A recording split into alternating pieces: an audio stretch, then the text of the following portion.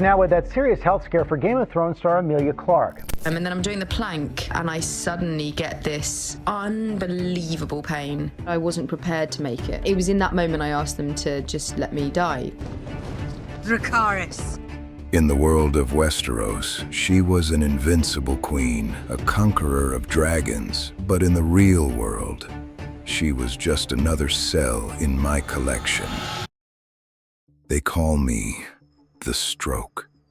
Unlike the slow, lingering decay of a virus or the foggy cage of depression, I don't believe in waiting. I don't need years to dismantle you. I am the master of the now. I am the sudden power cut in the middle of your favorite song. I am the silence that follows a scream. Every 12 seconds, I claim a new host. Every 21 seconds, a life ends because of me. I am the leading cause of disability on this planet, and yet most of you walk around as if I am a myth. You think you're in control of your hands, your tongue, your memories. You are only as functional as the blood flowing through your pipes, and I am the one who shuts the valve. Tonight, I'm going to show you exactly how I break a human being, not just your body, but the very you that lives inside it. To understand me, you must look at my two faces. In the world of medicine, they call them ischemic and hemorrhagic. But to you, they are simply the power cut and the flood. The first face, ischemic, the power cut. This is my favorite tool. It accounts for 85% of my work. It's elegant in its simplicity. Think of your brain as a high-tech city and your blood vessels as the power lines. Somewhere in those lines, a clot, a tiny, jagged piece of debris, gets stuck. Maybe it's a piece of fat from that burger you ate 5 years ago. Maybe it's a tiny clump of blood that formed because your heart skipped a beat. It doesn't matter. Once that pipe is blocked, the downstream neighborhood goes dark. The neurons, those billions of tiny workers that manage your thoughts and movements, begin to starve. They need oxygen. They need glucose. Without them, they start to die. How fast? 2 million neurons every single minute. In the time it took me to say that sentence, a city block in your brain has already turned to ash. The second face, hemorrhagic, the flood. This is my more violent side. Only 15% of my appearances, but far more lethal. Imagine that same power line, but instead of a blockage, the pipe itself bursts. Perhaps your blood pressure was too high for too long, stretching the vessel walls like a balloon until they couldn't take it anymore. Snap. The blood, which was supposed to be your life force, becomes a poison. It pours into the delicate tissue of your brain, crushing it under the pressure. There is no downstream here. There is only the drowning of your consciousness. When I strike, I don't just cause pain, I steal your tools. If I hit the left side of your brain, I take your words. This is aphasia. You have a world of thoughts in your head, but when you open your mouth, all that comes out is gibberish. You see a cup, you know it's a cup, but your brain can only find the word stone. You are a prisoner in your own mind, screaming through a wall that has no door. If I hit your motor cortex, I take your movement. Hemiplegia. One half of your body becomes a dead weight. You want to lift your arm? The signal is sent, but the wire is cut. It just hangs there, a useless limb that feels like it belongs to a stranger. But the most terrifying room in my house is the brainstem. If I settle there, I give you the ultimate gift of horror, locked-in syndrome. You can see, you can hear, you can think.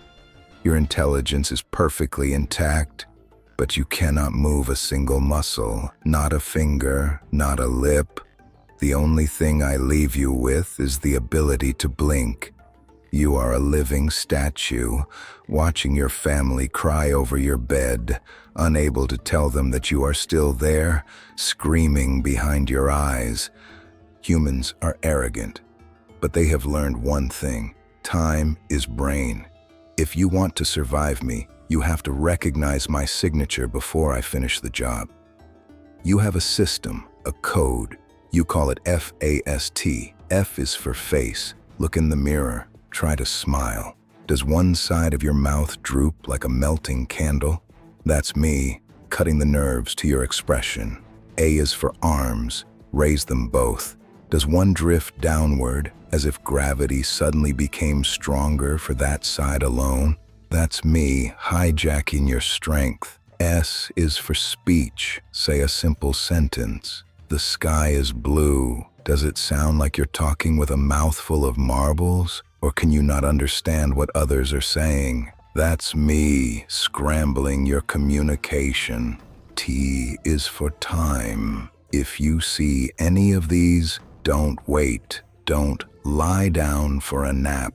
Every second you wait is a million more neurons I get to burn. Call for help immediately. You've gotten better at fighting me. I'll admit that. If I am an ischemic stroke, the power cut, you have a drain cleaner called TPA. Or you use a thrombectomy, pulling the clot out like a fisherman catching a prize. But for my flood, the hemorrhagic face, the rules change. You can't use drain cleaners on a leak. You have to stop the bleeding and hope for the best. Look at Emilia Clarke, your mother of dragons. While the world cheered for her strength on screen, I was twice lurking inside her brain. At age 24, her vessel ruptured. She felt a shooting, stabbing, constricting pain in a gym locker room. Even with the finest medical teams in Hollywood, even after multiple brain surgeries, she briefly lost her ability to speak and couldn't even remember her own name.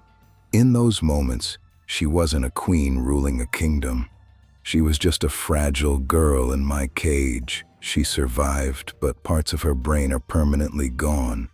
Money and fame can buy you the best operating room, but they cannot regrow the neural pathways I have already turned to ash. You wonder why I choose you. Sometimes it's just bad luck. A hidden defect in a vessel you were born with. But most of the time, you invited me.